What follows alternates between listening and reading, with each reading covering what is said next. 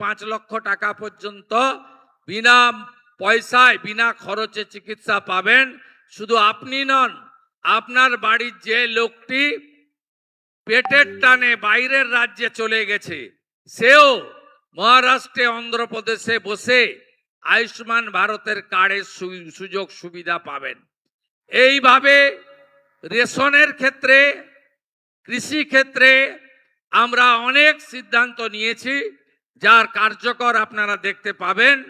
আগামী 22 তারিখে আমাদের রাজ্য বাজেট রয়েছে, সেখানেও জনকল্যাণে অনেকগুলি উল্লেখযোগ্য সিদ্ধান্ত আমরা নেব। রাজ্য সরকার কর্মসংস্থানের ক্ষেত্রে ত্রিমুখী নীতি নিয়ে চলবে।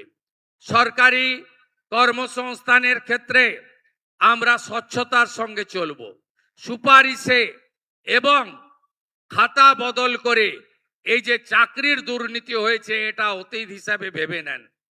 আমাদের আগামী দিনে যারা চাকরির পরীক্ষায় বসবেন তারা কত নাম্বার লিখলেন তার কপিও বাড়িতে নিয়ে আসতে পারবেন, ওএমআর এর কার্বন কপি।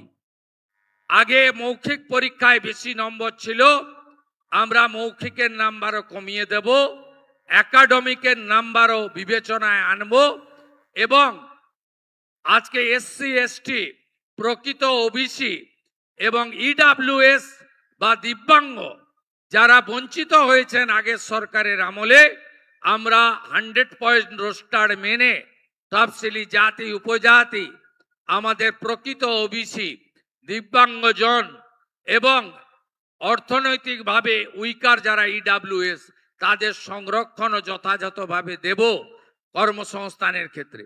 শুধু সরকারি চাকরিতে কর্মসংস্থান সকলকে সম্পূর্ণ করা যায় না। আমরা প্রধানমন্ত্রী মুদ্রা যোজনা, বিশ্বকর্মা যোজনা, পিএমইজিপি নানাভাবে আপনাদের ব্যবসার ক্ষেত্রে যে ভর্তুকি কেন্দ্রিক মিনিমাম ইন্টারেস্টে guarantee free loan, security free loan রয়েছে, সেই লোনও আমরা আপনাদের দেওয়ার ব্যবস্থা করব। ইতিমধ্যে 3 লাখপতি দিদি হয়েছে।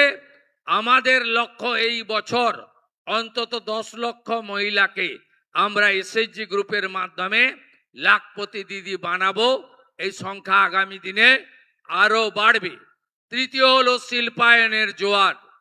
এই রাজ্যে জমি নীতি এবং সিঙ্গেল উইন্ডো সিস্টেম এবং ইন্ডাস্ট্রির ইনসেন্টিভিয়াস ইত্যাদি চালু করে আমাদের ইন্ডাস্ট্রি পলিসি আনছে, যেখানে আমরা এই রাজ্যে আরো বেশি করে শিল্পায়নের মাধ্যমে কর্মসংস্থান আপনাদের হাতে তুলে দেব।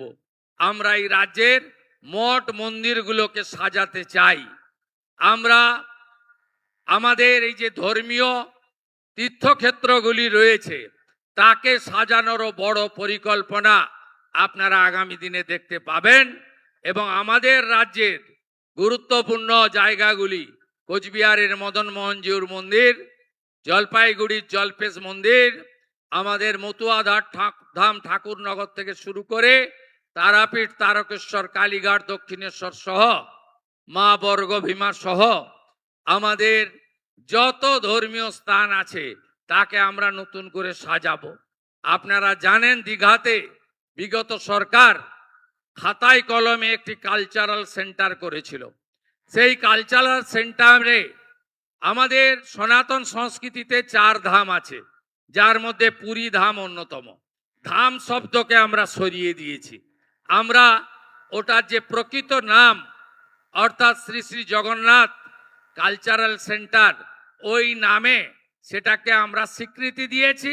কিন্তু ওই ক্যাম্পাসের মধ্যে প্রভু জগন্নাথ দেবের যেখানে পুজো হয় সেই জায়গাটুকু মন্দির হিসাবে তার আমাদের যে সংস্কৃতি রয়েছে সেই সংস্কৃতি মেনে পবিত্রতার সঙ্গে পূজা পাঠ প্রসাদ হবে, সেটাও আমরা সিদ্ধান্তের মধ্যে রেখেছি।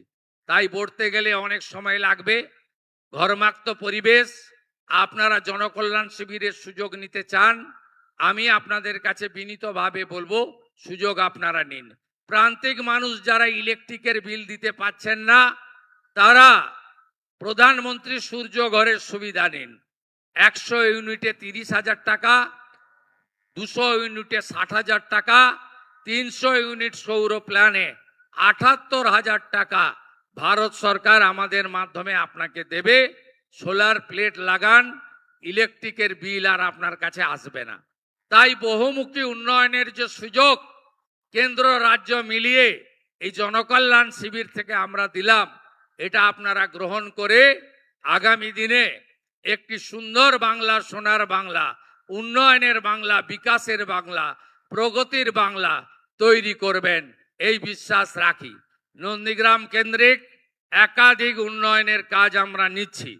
আমরা এখানে কৃষকদের ক্ষেত্রে, পানীয় জলের ক্ষেত্রে, রাস্তাঘাটের ক্ষেত্রে, বিদ্যালয়গুলি সাজানোর ক্ষেত্রে, আইসিডিএস সেন্টারগুলি নতুনভাবে তাদের যে প্রয়োজনীয় ব্যবস্থা দেওয়ার ক্ষেত্রে আমরা নানা সিদ্ধান্ত নিয়েছি।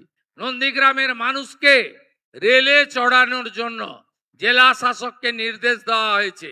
এখনো যে 6 একর জমি হস্তান্তর বাকি রয়েছে, তার মধ্যে ইতিমধ্যে তিনি 3.5 একর সরকারি জমি রেলকে দিয়ে দিয়েছেন। বাকি 2.5 একর জমি পারচেজ করে রেলকে দিয়ে দিলে আগামী মার্চ মাসের মধ্যে আমি আশা করি, বা আগামী কয়েক মাসের মধ্যে আপনাদেরকে আমি রেলে চড়াতে পারবো, এই বিশ্বাস আমার আছে। সাথে সাথে হলদিয়া নন্দীগ্রাম সেতু নির্মাণ, এটি আমাদের বড় কর্মসূচি। ফোল্ডার সেতু আমরা করব যাতে জাহাজ চলাচলে কোনো অসুবিধা না হয়। এর বাইরেও এইচটি ক্যানেল সংস্কার সহ কাঠের ব্রিজগুলোকে পাকা ব্রিজে পরিণত করা, হলদিয়া উন্নয়ন পর্ষদের একাধিক উন্নয়নমূলক কাজ ইতিমধ্যে অনুমোদিত হয়েছে। আমরা আপনাদেরকে যে আশা স্বপ্ন নিয়ে এই সরকারকে আপনারা এনেছেন, আমাকে জিতিয়েছেন, আমি সেই স্বপ্ন আপনাদের পূরণ করব। বিগত দিনে সাংসদ বিধায়ক হিসেবে যে পরিষেবা আপনাদের বন্ধু শুভেন্দু তার কাছ থেকে পেতেন, বিধায়ক যেই থাকুন, যেই সাংসদ থাকুন না কেন, আমি নন্দীগ্রামের ক্ষেত্রে অঙ্গীকারবদ্ধ।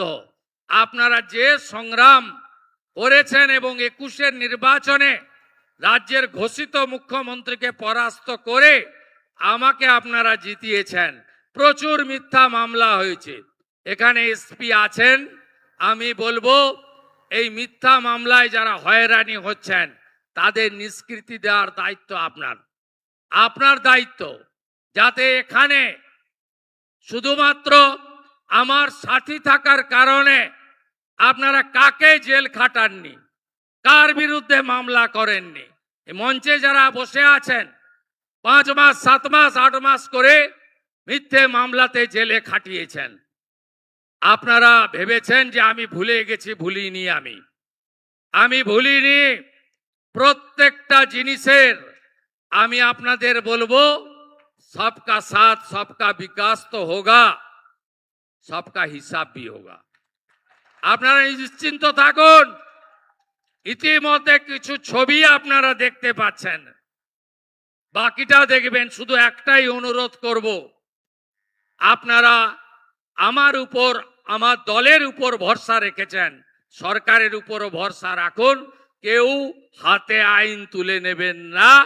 ভারতীয় ন্যায় সংহিতাতে গুন্ডা, খুনি, ধর্ষক, তোলাবাজ, সিন্ডিকেট, কাটমানি যারা করেছে, যারা মিথ্যা মামলা করেছে, তাদেরকে আইনের মধ্যে শিক্ষা দেওয়ার ব্যবস্থা আপনাদের পুলিশ মন্ত্রী তথা মুখ্যমন্ত্রী শুভেন্দু অধিকারী করে দেখাবে।